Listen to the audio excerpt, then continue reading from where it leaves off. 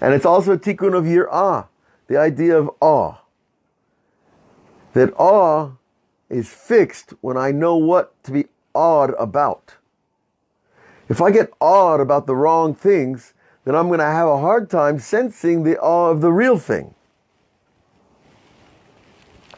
Shuma zona de nishmata, and this is the real soul food, folks. This is the real thing you got to order at the diner downtown.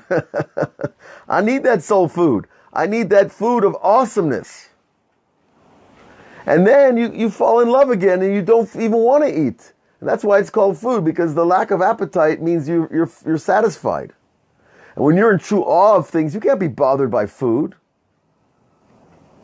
Food is like, it's like down here on earth. Awe is up in the highest realms. And this gets fixed by all the levels that we've been speaking of for months already. And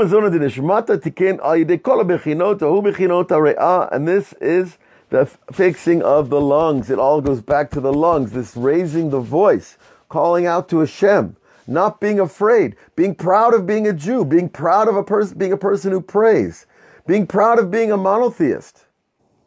There's people all over this planet that want God, and they can't be bothered by religion. Who can blame them after what religion has done? Done to the Jews and done to themselves and done to their neighbors. But don't people have a right, a desire, an inheritance to know God? He's their creator. He's their father. And all this is by this shofar that's blowing through us now, and it's getting bigger and bigger, just like it did at Mount Sinai. The letter combinations of the word re'ah are the Safetovot Hashem ro'i lo echsar.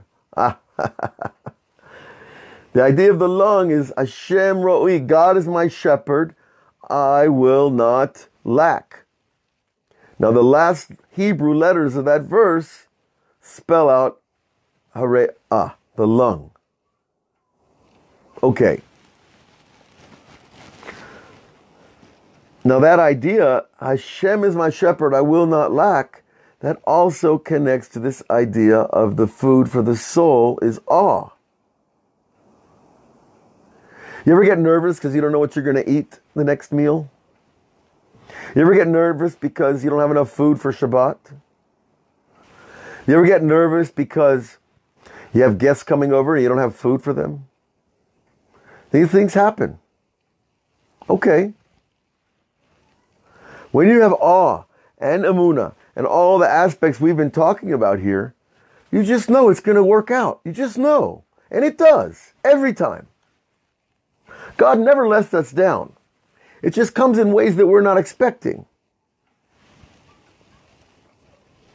And that's Hashem ro'i lo echsar. And David HaMelech said it. And believe me, David HaMelech wasn't sitting on his throne all day, cleaning his fingernails and checking the stock market. He was a warrior and a politician and a musician and a poet. And he had to be a judge too. His hands got dirty. They got covered with blood. So it's when we fix this idea of awe and we allow ourselves to be in awe, because it's not considered cool in a lot of places. Like, wow, what a beautiful sunset. You tell that to some people, they laugh at you.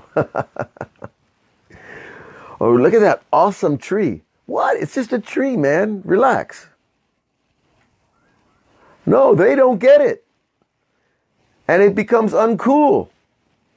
And of course, everybody wants to be cool. But no, I don't want to be cool to the point where I miss the awesomeness all around me. That's not cool. In Hebrew, it's called adishut, or apathy. But it's a little different in Hebrew, especially in Israel. There's this kind of cultivation of cool. And everybody cultivates how nonchalant they can be. That's the exact opposite of awe.